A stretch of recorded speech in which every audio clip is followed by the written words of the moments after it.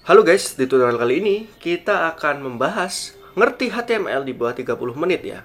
Itu merupakan best practice dalam membangun sebuah web. Oleh karena itu, like jika kalian suka dan jangan lupa subscribe. Mari kita ke tutorialnya. Oke, sebelum lebih jauh untuk penjelasan mengenai HTML, kita perlu menyiapkan tiga hal ya. Yang pertama itu ada browser. Browser ini gunanya untuk mempreview tampilan website yang akan kita buat nantinya menggunakan HTML saja. Kemudian yang kedua, ini ada sebuah folder di mana folder ini untuk menyimpan project yang akan kita buat selanjutnya, serta yang ketiga, ini ada Visual Studio Code ya. Jadi ini kita akan menginstal sebuah software yang bernama Visual Studio Code dengan extension yang bernama Live Server yang akan kita buat untuk preview sebuah tampilan HTML kita nantinya. Caranya yang pertama kita bisa HTML tutorial ini atau folder HTML tutorial ini kita drop saja, maka akan otomatis folder HTML tersebut dibuka dan kita siap melanjutkan tutorial selanjutnya. Setelah kita menyiapkan hal-hal atau environment yang kita butuhkan tadi, selanjutnya kita akan menjelaskannya secara singkat HTML dengan sebuah best practice yang sudah saya rangkum selama saya menjadi full stack developer saat ini ya. Tapi sebelum itu sekali lagi ya kita ingatkan kalau di sini kita buka Arc itu sebagai browser yang akan kita preview, selanjutnya Visual Studio Code dengan nama index HTML untuk mempreview website kita nantinya. Nah, selanjutnya di sini konsepnya yaitu adalah kita menjelaskan di dalam sebuah PPT yang ada di Canva ini sebanyak 11 aja sih ya, karena di sini adalah intisari dari sebuah HTML tersebut. Lalu kita langsung praktekkan secara real time gitu ya. Oke, yang pertama di sini adalah pengertian atau pengenalan HTML ya. Istilahnya adalah pengenalan HTML, di mana dia itu merupakan singkatan dari sebuah hypertext markup language yang akan digunakan untuk membuat struktur atau konten dari halaman web. Nah, HTML ini itu merupakan sebuah backbone ya atau tulang punggung apabila website tersebut akan ditampilkan ke dalam sebuah hosting ataupun domain. Itu HTML itu berfungsi atau berperan sangat penting ya dalam menampilkan hal tersebut. Tanpa HTML itu kita tidak bisa ya, kita tidak bisa menampilkan sebuah tampilan dengan benar di browser. Nah, selanjutnya itu adalah ada strukturnya, di mana untuk doc type HTML itu mendefinisikan tipe dokumen. HTML itu merupakan tag utama yang mengelilingi semua konten HTML. Head atau kepala itu berisi semua informasi meta dari referensi ke file eksternal, serta body itu berisi semua apa aja sih yang dibutuhkan di dalam website tersebut. Nah, jika kita ketahui kalau misal kita ketikkan tanda seru itu maka akan otomatis tergenerate alert abbreviation ya. Di sini ini gunakannya untuk membuat struktur HTML dasar. Yaps, jangan jangan pusing, jangan bingung dulu. Ini sebenarnya semuanya akan dasar seperti ini ya. Oleh karena itu, kita harus mulai terbiasa untuk tampilan atau struktur dasar HTML seperti ini. Kalau kita save, itu maka akan secara otomatis tergenerate sebuah halaman HTML yang akan kita gunakan nantinya. Oke, di sini ada doc type, itu merupakan tipenya apa. Nah, itu adalah agar browser dapat melihat sebuah tipe-tipe yang akan kita masukkan nantinya. Dalam di sini ya, itu adalah HTML.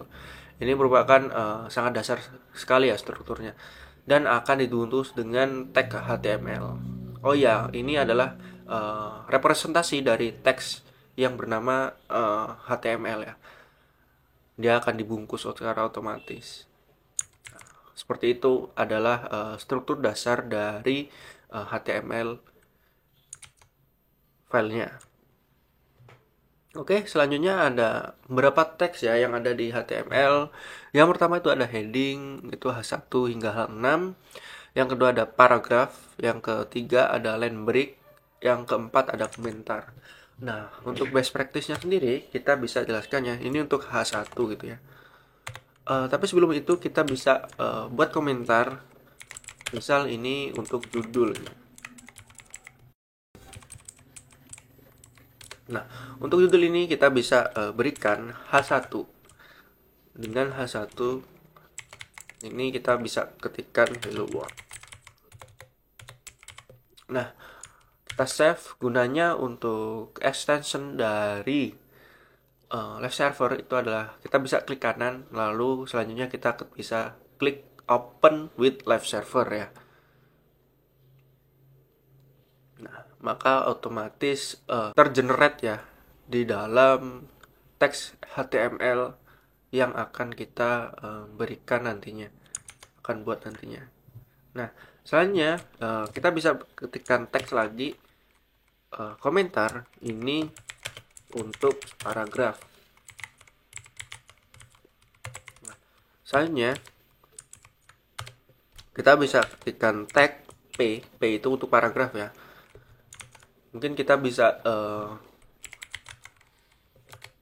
ke lorem ipsum.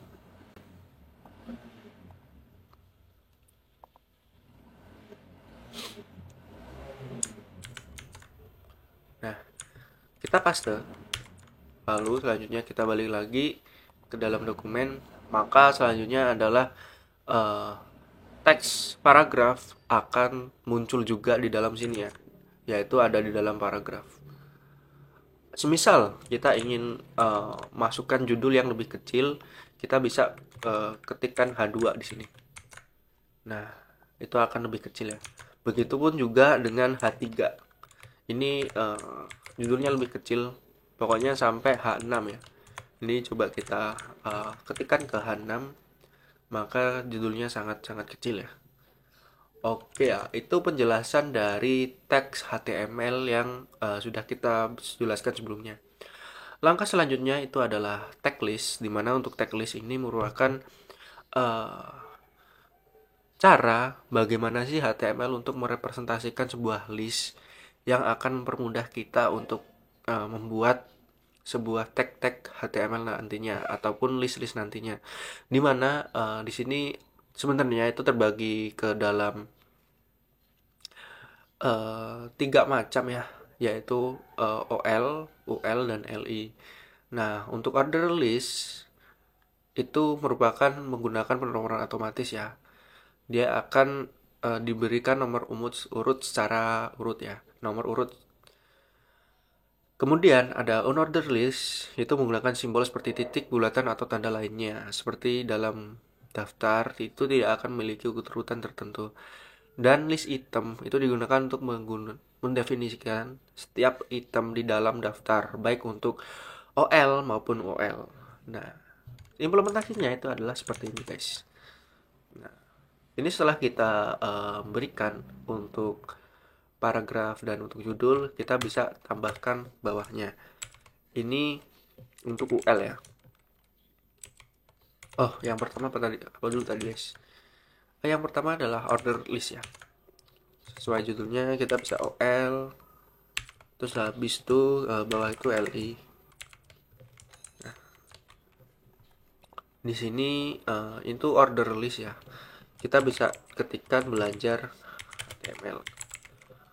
Terus kita bisa shift alt bawah itu untuk menduplikat sebuah baris kode. Nah, seperti yang kita ketahui, ini untuk list dari order list ya, atau list yang secara berurutan. Oleh karena itu, kita bisa melihat penomoran angka di sampingnya, yaitu ada 1, 2, 3, 4. Begitupun seterusnya ya. Selanjutnya kita ketikkan shift alt bawah. Nah, di sini ada OL ya. OL itu kita bisa ganti dengan UL. Nah, itu maka akan secara otomatis tergenerate dengan dot atau titik-titik yang ada di sebelah kirinya itu. Itu merupakan pengertian dari tag list ya.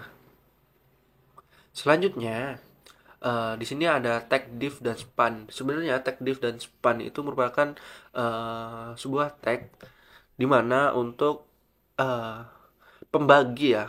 Untuk div itu sendiri adalah divider ya, atau pembagi, dan span itu merupakan sebuah pembagi dari format teks yang lebih kecil gitu. Di sini kita berikan kelompok ya dalam P ini tadi ya. Untuk div itu akan kita gunakan ya. Sebenarnya itu akan terkhusus styling di CSS nantinya itu bagian-bagian tertentu. Nah, semisal di sini kita kan sudah ada nih di dalam div. Nah, itu kita bisa buat style color ya. Color semisal blue. Maka di sini H1, H6 sama P itu memiliki warna berwarna biru. Nah, jadi seperti itu ya, teman-teman. Nah, itu pun tadi untuk div. Sedangkan untuk span itu kita bisa di dalam teks P maupun heading itu kita bisa atur sedemikian rupa untuk membuat sebuah hal yang lebih kecil ataupun styling itu di bagian-bagian tertentu. Misal ini kita bisa buat seperti ini codingannya.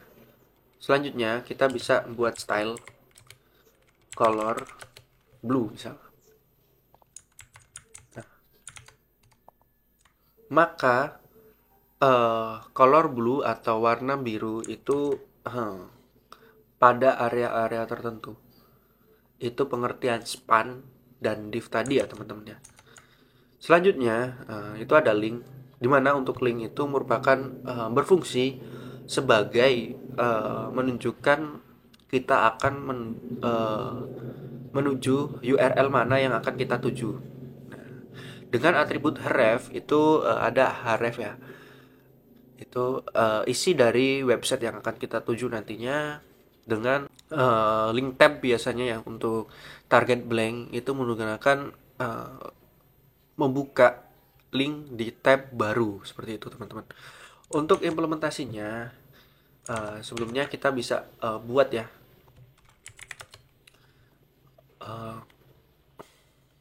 kita buka channel kita ya. Bagi teman-teman yang pengen subscribe, jangan lupa subscribe ya kalau misal tutorial ini bermanfaat bagi kalian. Oke, kita lanjut. Di sini kita bisa buat bawahnya ya. Kita bisa belikan atribut A, lalu kita bisa berikan parameter atau sebuah deskripsi di dalamnya. Nah, kita bisa ketikkan href, kita bisa ketikkan sebuah URL yang akan kita tuju.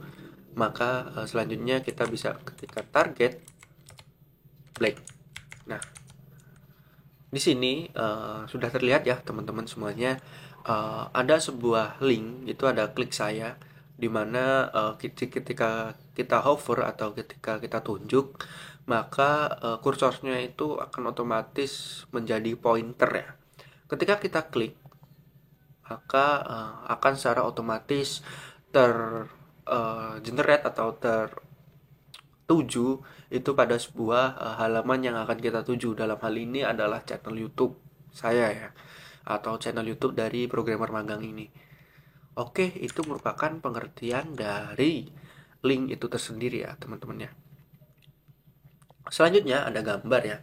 Untuk gambar itu kurang lebih sama ya teman-temannya.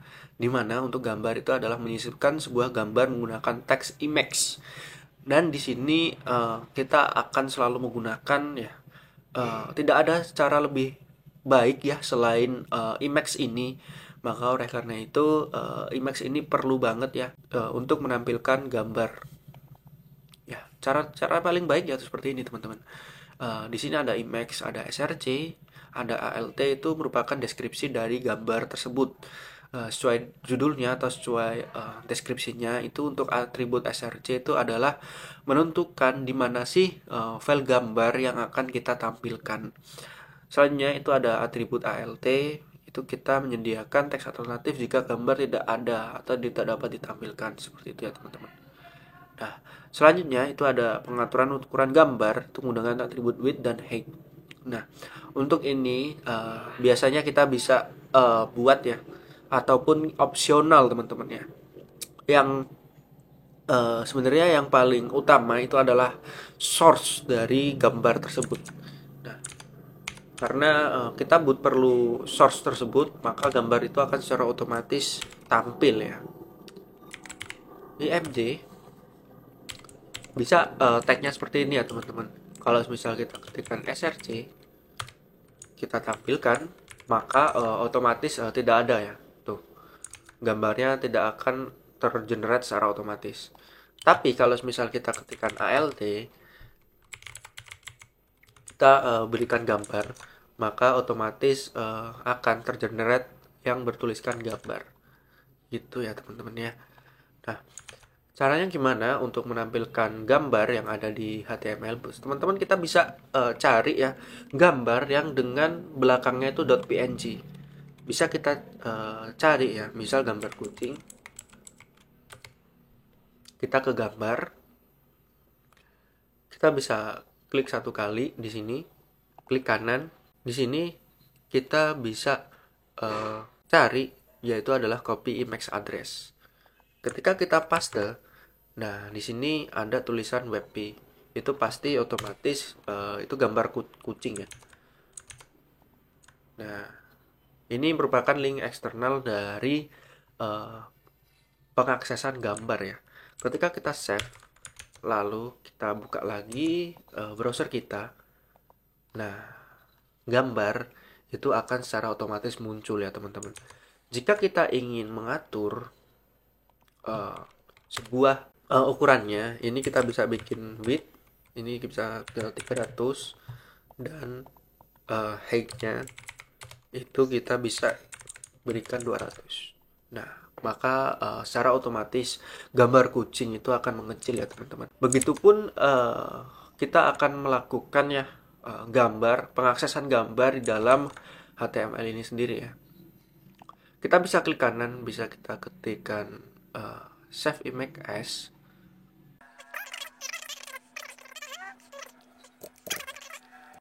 Kita bisa copy. Kita ke HTML tutorial, kita paste ya. Nah, kita buka lagi Visual Studio Code kita. Nah, di sini kan sudah ada nih. Nah, alangkah baiknya kita bisa rename ya nama kita. Misal jangan untuk nama yang ada di dalam picture ataupun di dalam codingan itu sebisa mungkin kita simplisasi saja ya teman-teman ya. Jangan panjang-panjang. Itu akan memudahkan kita nantinya untuk mengakses atau visibilitas kita untuk mengakses halaman foto tersebut. Nah, di sini kita bisa ketikkan kucing.webp. Nah, ketika kita akses lagi di dalam art browser kita, nah, maka kucing WebP ini akan secara otomatis tergenerate sesuai dengan file yang sudah kita akses sebelumnya. Oke. Itu tadi merupakan implementasi dan contoh dari gambar ya teman-teman. Selanjutnya di sini ada tabel ya. Di dalam tabel itu mendefinisikan ada ya sebuah struktur di mana untuk struktur-struktur tabel ini adalah seperti ini ya. Ada tabel, ada TR, TH, dan TD. Untuk struktur tabel itu TR itu mendefinisikan sebuah baris ya. Dan untuk TH itu mendefinisikan sebuah sel bagian heading atau ini judul. TH itu sebenarnya tabel head ya. Dan TD itu menunjukkan sel untuk data table. Oke ya teman-teman ya.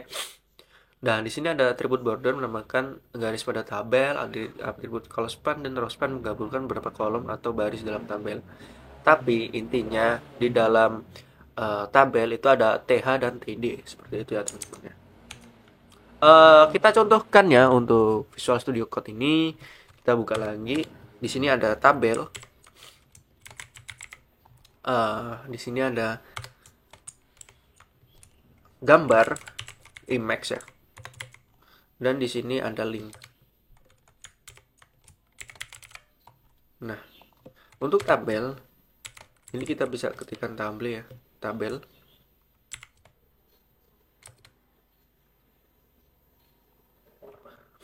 Nah, di sini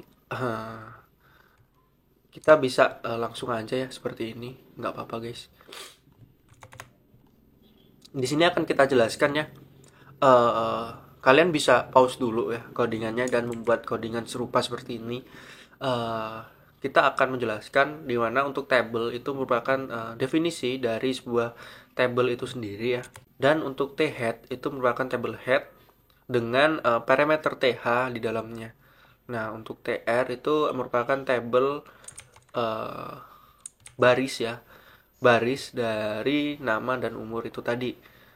Nah, di sini ada TD ya, table description, di mana untuk table description itu kita berikan sebuah baris-baris yang akan kita definisikan nantinya.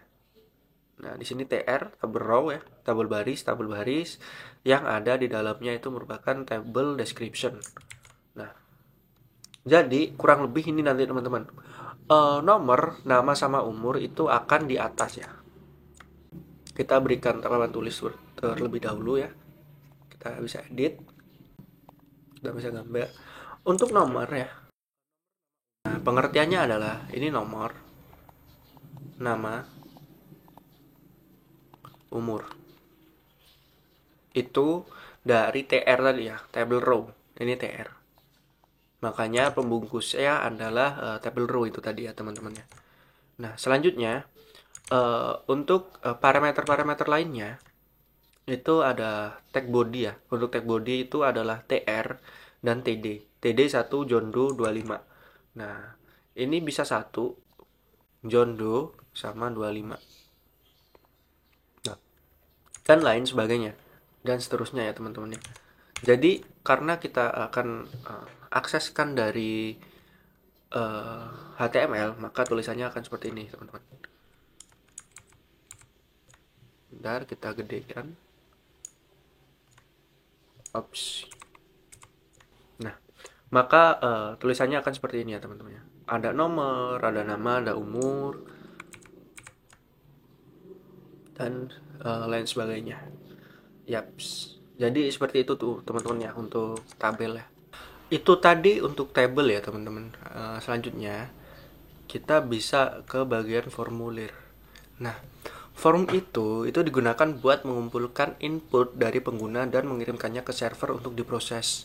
Nah, umumnya untuk form ini digunakan untuk metode post ya teman-teman ya. Kalau misalkan kalian nanti belajar ya, belajar metode itu ada get, ada post, serta ada put dan delete.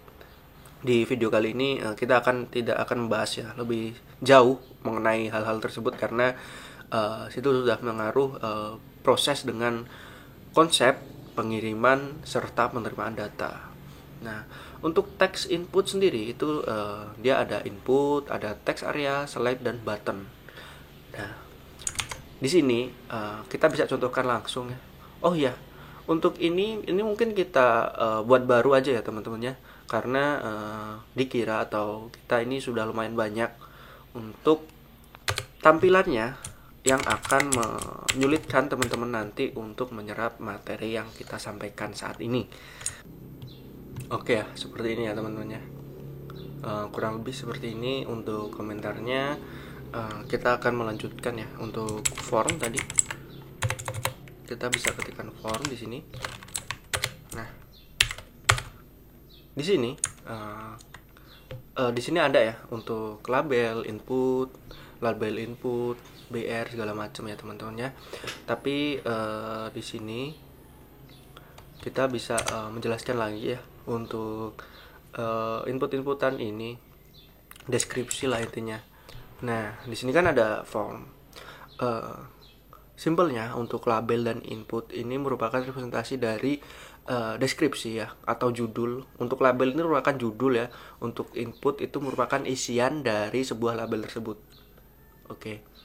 Begitupun nama, untuk tipenya itu text, ID, nama, dan name. Untuk label itu merupakan sesuai tadi ya untuk email. Jadi digunakan untuk apa? Untuk email ya. For email, tipenya email, ID email dan lain sebagainya. Begitupun juga password dan confirm password. Nah, di sini ada input value-nya submit. Itu bisa berupa button ya.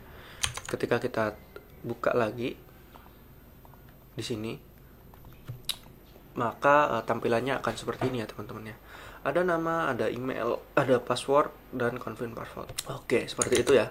Itu adalah representasi dari form inputan dari sebuah form yang sudah kita deskripsikan sesuai dengan tujuan-tujuannya ya. Jadi tujuan-tujuannya itu beda ya teman-temannya. Ada berupa nama, ada berupa email, ada berupa password, ada berupa tanggal lahir untuk keperluan pendaftaran dan lain sebagainya ya teman-teman ya.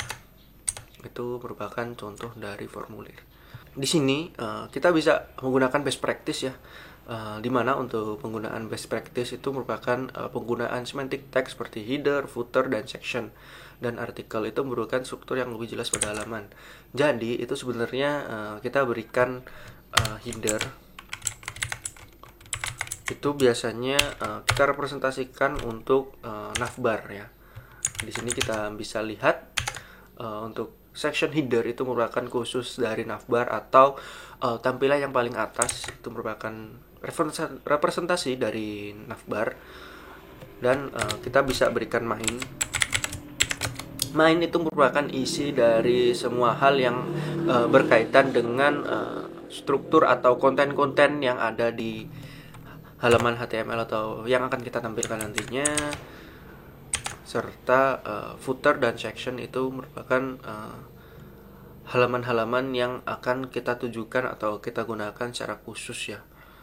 Namun untuk penggunaan ini secara spesifik kita tidak akan jelaskan ya, karena kita menggunakan ya, hampir menggunakan setiap hari di live, terutama bagi kalian yang baru join ya atau baru bergabung dengan melihat tutorial ini.